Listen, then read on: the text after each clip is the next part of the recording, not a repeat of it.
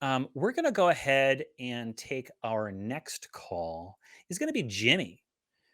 Jimmy is another chap coming out of Texas. Do you think being rational naturally leads you to atheism? Uh, Emma, why don't you answer this one? That's interesting. The thing is, you can be a very irrational atheist. And magical thinking extends far beyond just religion. Again, conspiracy theories, bizarre scams, it's a whole umbrella. It's tricky because I know people who became religious and, specifically Christian Church of England or whatever, by doing research, but then there has to be an element of the sort of fantastical about it. So I want to say maybe, but I don't want to disparage lots of very intelligent, scholarly people who are theistic. Yeah, I agree. Before I answer, I'd like to hear from our caller. Jimmy, what do you think?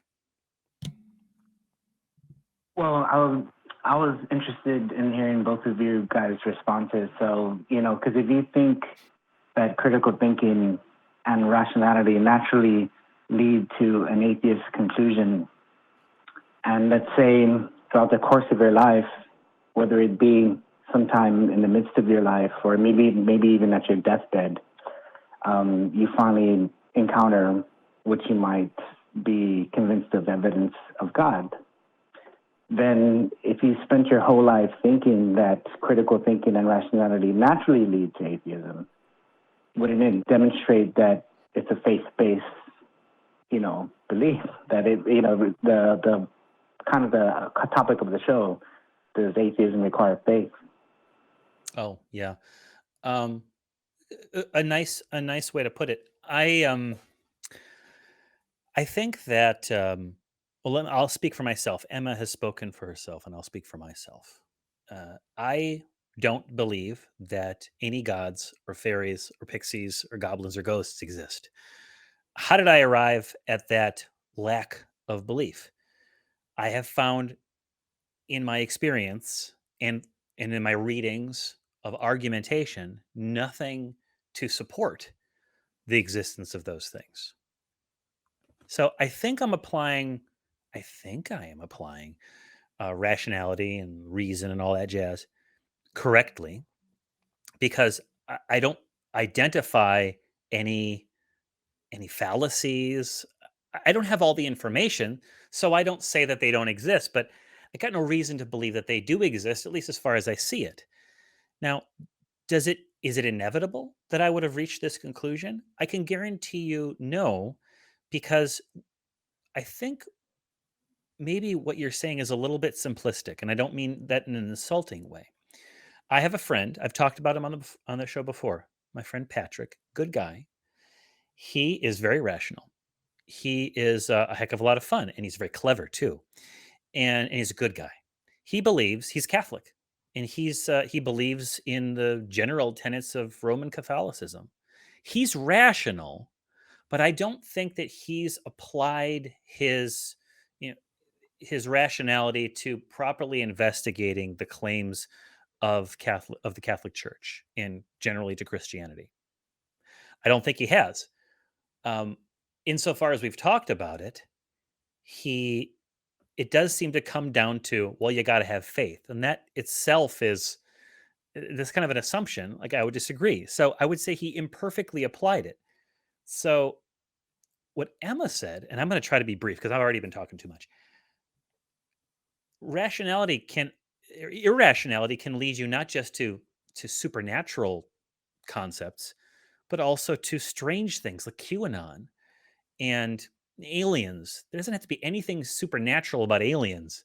Something supernatural about the QAnon conspiracies, hidden hand, and all that anti-Semitic crap that exists out there. Sovereign citizenship is conspiracy thinking, irrationality, or rationality applied wrongly. So um, it's a complicated question. Does that answer your question? Well, yes, I kind of hear these guys saying with maybe kind of admitting that you don't know for sure that it leads to atheism. Doesn't have to. It doesn't necessarily. Yeah, there's no hard and fast rules on being a rational human being. And I think, harking back to what Johnny said earlier about compartmentalizing, Mhm. it's very easy, especially we've got to consider the cultural and social, if you're brought up within a very specific religion, all your social circles of religion, you take for granted certain things. Like I said earlier, I'm not a scientist. I take for granted certain scientific facts because they were so integral to my upbringing, my learning. Everybody around me believed those things. So you can be perfectly rational and just never question your religion, which I think is the case a lot of the time. And a lot of the time, and I believe Bart Ehrman did a podcast episode about this recently, Dr. Ehrman. So that's something that we should all listen to. Um, there's an interesting correlation some of the time, but not always, again, where sometimes theists approach, like Bart himself, approach religious scholarship, and the conclusion is to actually leave the religion and lose that faith by investigating. But that isn't always the case. There's, scientists who have found their work brings them closer to God. There's no hard and fast rules. But a lot of the time, it does seem that challenging those faith-based beliefs with research and investigation can lead to atheism, but not necessarily and not always. Yeah, Jimmy, respond to that, and I want to say something else, please. Sure. I noticed Emma suggested a lot of atheist authors. I don't know if she's ever read Carl Jung or maybe even Alan Wilson Watts on these topics. I would recommend those two authors, to mention some theist authors on the show. Because I consider myself a critical thinker and I apply rationality, hopefully correctly, as Johnny P said. And I wasn't led to atheism. Okay. Can I ask you a question, Jimmy? Why do you believe in God? Go ahead. Why do you believe in God? Ultimately, for me, it came down to spiritual experience for myself. What maybe neuroscientists might call mystical experience. It was that because prior to that, I considered myself agnostic or atheist, and it was that completely changed my perspective on all of these topics. Would you consider, and I'm not, again, this is not me trying to be rude. I think I sound ruder because of my accent as well. Would you consider your religious experience, obviously I don't have any context for that, would you consider that something that you have fully processed? If we're all being totally honest with ourselves, is that something you have fully processed rationally? Have you considered the neurological potential causes? And you don't understand what I'm asking? Oh, definitely. I had it when I was 23. I'm 37 now, and yes, I've looked into the neuroscience. I actually follow it very closely, even all the modern studies on it, and it kind of supported everything that I was coming to with my own conclusions. Jimmy, I'm going to say right off the bat, and now we're getting to some really interesting stuff, to me at least. I am going to say right off the bat that I believe that you experienced something, right? A phenomenological occurrence, whether that was based upon sensory input or some function of your brain doing, its thing, right? The brain is complex and it sometimes does stuff independent of sensory input. Okay. I'm not saying what it is, but I believe that you had something. I don't know what your experience was. And my next question is, what was the experience, if you're comfortable sharing? Now, remember, you are anonymized. I have no idea if your real name is Jimmy, says Johnny. But will you be willing to share what that experience was for the viewers at home? It's a lot of people who have this, even in the scientific studies, it's something not very easily put into words. Because what you're essentially trying to do is describe a state of consciousness where all past and future collapse into the moment, And we, as human beings, usually experience things in tense time. We're like, I Yeah. did this yesterday, I'm going to do this tomorrow. And to have an experience that transcends all of that, it makes it really difficult to try to wordify it. And so even though I've spent, years and years trying to articulate it, it's still something that you would have to experience for yourself in order to truly understand it. Would you accept, Jimmy? Sorry, Johnny. Go ahead in No, a second. Would please. you accept that people have described? At least I've heard people describe. Maybe it's the circles I run in. People have described those sort of difficult to explain, out of time, out of body, sort of these sort of psychological experiences on certain psychedelics.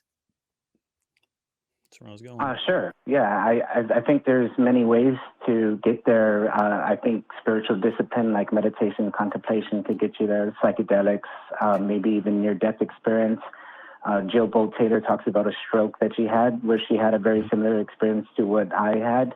And so, yeah, I don't think it's exclusive to just practicing spiritual disciplines. Okay, a good answer. Now, Jimmy, I'm gonna just try to lay this out. Okay, you had an experience of, to use a Final Fantasy VIII term, time compression. It's a great game, by the way, underappreciated. But you had an experience of sort of a collapsing of time and space of some nature, right? Or your understanding of it, at least, right? So Yeah. there are a number of possible explanations for that. It could have been drug induced and your brain was sort of short circuited for a little bit. It could have been your brain is functioning properly, but this is a feature, not a bug, but it doesn't get used very often because it's not very practical. It doesn't help you pick berries and hunt leopards or whatever people used to do in the ancient times. It could be that you had an experience of extra dimensional existence of some kind. It could be that you got in touch with higher dimensional entities or aliens. It could be that the the bath, the chemicals that your brain fizzing somewhere aboard an alien spaceship, there was a fluctuation, you know. Or it could be that you somehow tied into your eternal self, reincarnation, an angel pricked you, a devil got you. How would you know which one it is of all of those possible and many more explanations? And real quick, if you're going to say you just know it, well, don't you think you also have to prove that that the preconditions for your explanation for that phenomenon, you have to prove that those preconditions have been satisfied, namely that there is a God. No, I definitely hear you. Where it led me at 23 was to begin to study comparative religion. And Yeah. so I got real deep into, the mysticism of all the world's major religions, of Hinduism, Christianity, Sufi mysticism, and so forth. I found myself resonating with the yogis, the mystics, the early theologians. So it got me, that's how it kind of changed my perspective on religion, where I could see this phenomenon kind of occurring throughout history since perhaps time immemorial. And, that started to intrigue me and started to really make sense that, it's not just some kind of short circuiting of here and now of in my existence, but it's some type of phenomenon that's been going on for a long time. And